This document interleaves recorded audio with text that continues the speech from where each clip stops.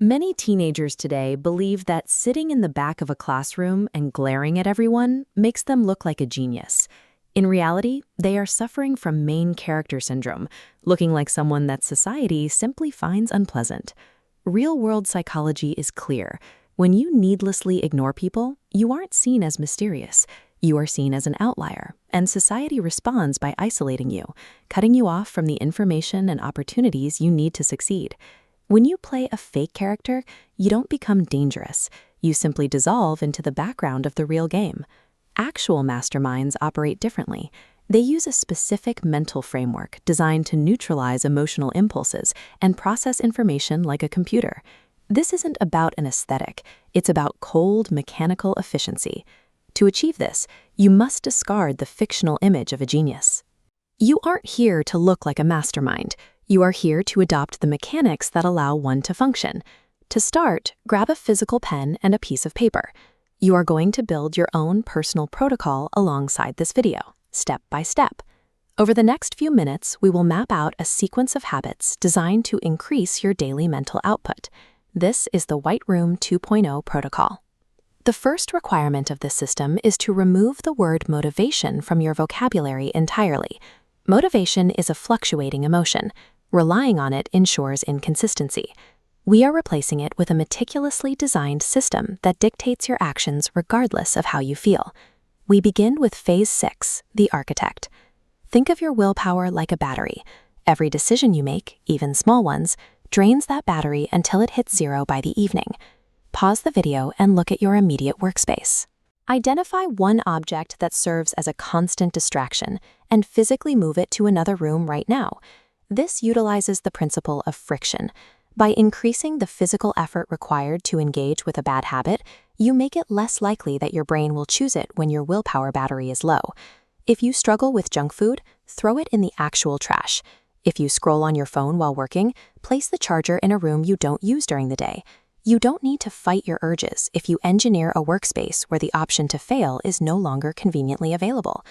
Modern hustle culture promotes multitasking, but research shows that switching between tasks repeatedly drains mental energy. This constant context switching can temporarily lower your cognitive performance to that of a child.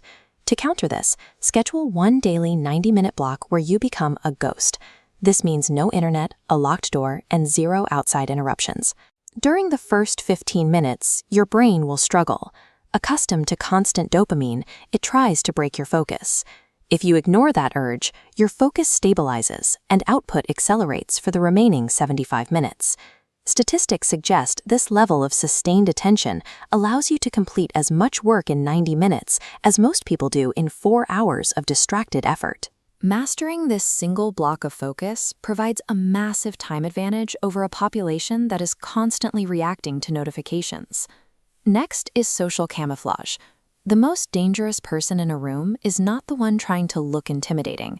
It is the one who blends in perfectly with a mild smile, appearing completely harmless. This creates information asymmetry. In any interaction, the person who reveals the least while observing the most maintains the leverage. Add 2 rules to your notepad for social interaction. First, listen 80% of the time and speak only 20%. Second, the 3-second pause. When asked a question, wait 3 seconds before you answer. This silence often makes the other person uncomfortable, leading them to over-explain and leak more information than they intended. By presenting yourself as average, you lower the defenses of everyone around you, allowing you to collect data without revealing your own intentions. Phase 2 is system thinking. An average person in a maze runs blindly, hoping to find the exit through trial and error. A mastermind stops to analyze the structure of the maze itself. A mastermind does not wander blindly. They pull back to see the design and mechanics of the entire system. Your school or workplace is a system. Map it by asking, who made these rules? Who benefits most from them? And what is the incentive of the person in charge? When you encounter a problem, do not complain that the situation is unfair. Use these questions to identify the mechanics at play. You don't waste energy playing a rigged game. You find the glitches in the logic and use them to your advantage. To prevent mental fragility, we use chaos engineering. Software companies intentionally stress test their systems to find weaknesses. You must do the same to your own nervous system. Implement microstressors today. Take a cold shower to trigger a panic response.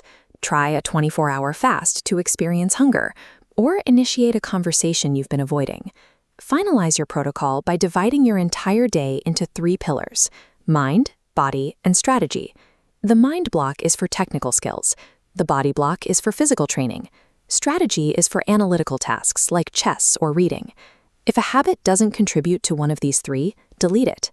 By intentionally exposing yourself to stress and categorizing your energy, you turn an unpredictable life into a disciplined algorithm. Look down at the paper you've been writing on. You now have a detoxed environment, a scheduled block of deep focus, and a script for navigating social interactions with leverage. If you are ready to apply this for the long term, the Project Summer Arc link is in the description. It's a 120-day protocol for those who want to push this system. For the 1% who build systems instead of just following them, like, subscribe, and comment on which mental framework we should decode next. You are no longer a pawn reacting to the world. You are the architect of your own daily reality.